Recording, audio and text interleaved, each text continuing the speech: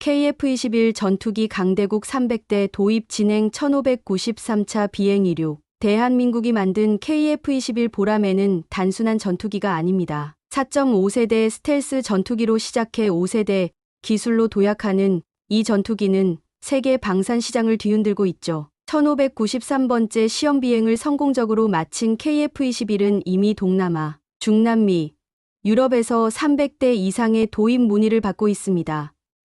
인도, 폴란드, 인도네시아 같은 강대국들이 왜 이 전투기에 열광할까요?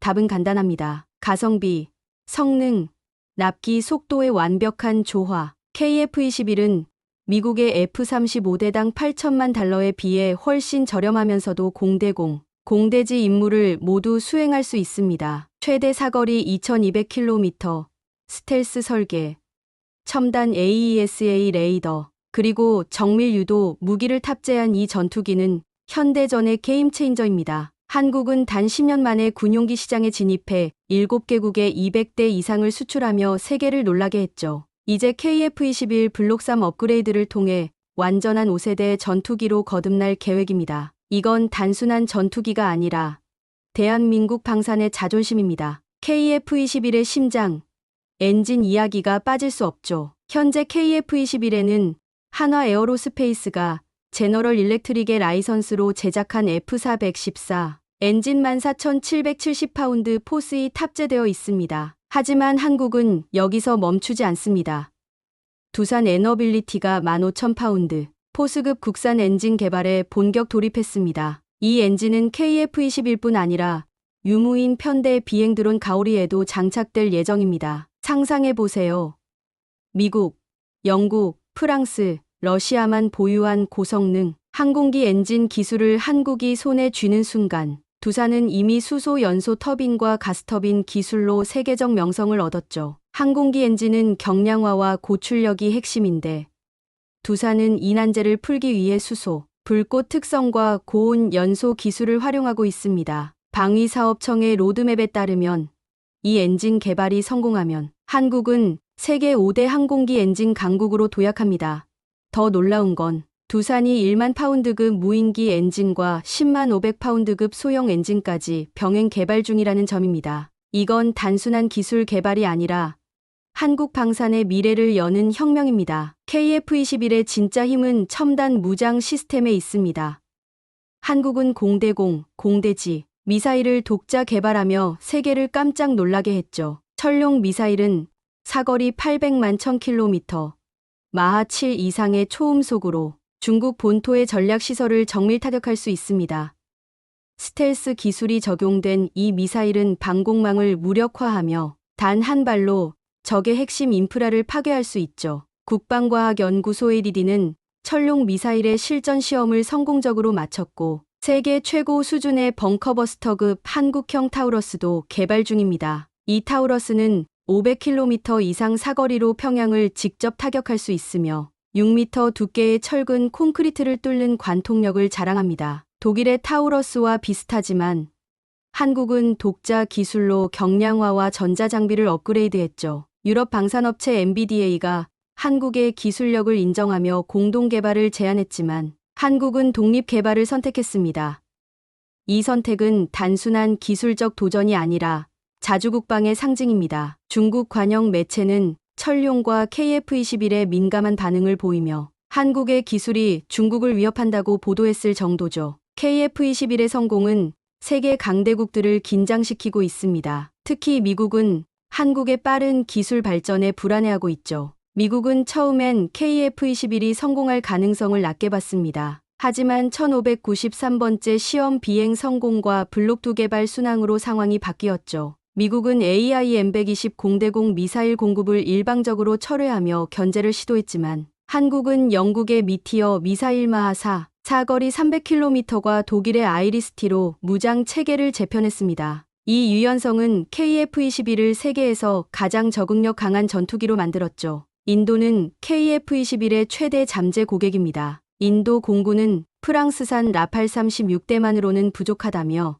200대 이상의 차세대 전투기를 요구하고 있죠. KF-21은 공중지상 임무를 모두 수행할 수 있는 4.55세대 전투기로 인도의 조건에 딱 맞습니다.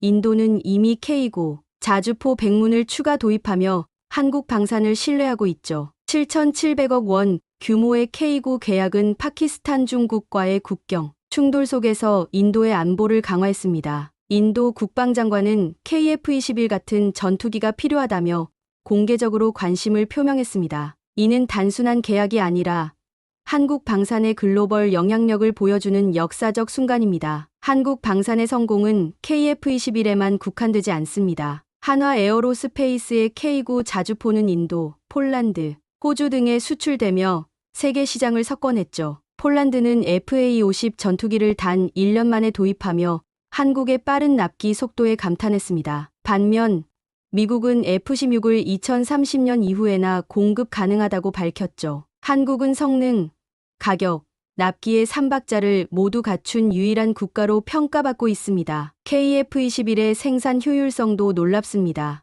0.01mm 단위의 정밀 조립 기술, 90%에 달하는 가동률 미국 F-15의 1.7배, 그리고 무인 로봇 조립 시스템은 한국의 기술력을 증명하죠. 국산화율은 점차 높아지고 있으며 KGGB 유도 폭탄은 저비용으로 500파운드 폭탄을 정밀 무기로 바꿉니다. 이 모든 성과는 한국이 단 10년 만에 항공, 기술 후발 주자에서 선두 주자로 도약했음을 보여줍니다. 중국은 KF-21과 철룡 미사일에 극도로 민감한 반응을 보이고 있습니다. 최근 제-20 전투기 추락 소식 속에서 한국의 미사일 기술이 중국 본토를 위협할 수 있다는 우려가 커졌죠. 황구15는 KF-21이 중국의 군사적 우위를 흔들 수 있다며 경계심을 드러냈습니다. 반면 미국은 KF-21의 수출 성공이 F-35 시장을 위협하자 간접적 견제를 시작했죠. 하지만 한국은 유럽 무기를 통합하며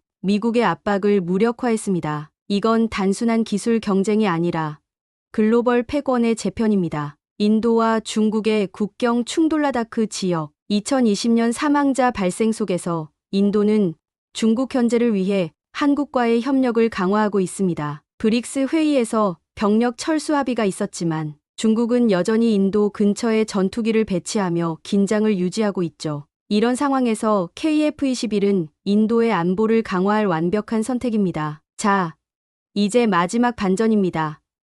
여러분은 KF-21이 단순한 전투기라고 생각했죠? 틀렸습니다. KF-21은 군사적 무기를 넘어 대한민국의 경제와 외교를 강화하는 비밀 무기입니다. 이 전투기의 수출은 단순한 판매가 아닙니다. 한국의 기술력과 신뢰를 세계에 알리며 외교적 영향력을 확대하는 게임 체인저죠. 폴란드, 인도, 인도네시아가 KF-21을 선택하면 한국은 동맹국들과의 협력을 강화하며 글로벌 리더로 자리 잡습니다. 더 놀라운 건 KF-21의 기술이 민간 분야로 확장되고 있다는 점입니다. 두산의 엔진 기술은 우주 발사체와 드론에 활용될 수 있죠. 철룡 미사일의 스텔스 기술은 해양 감시와 재난 구조에도 응용 가능합니다. 한국은 이제 군사, 경제, 환경까지 아우르는 기술 강국으로 도약하고 있습니다.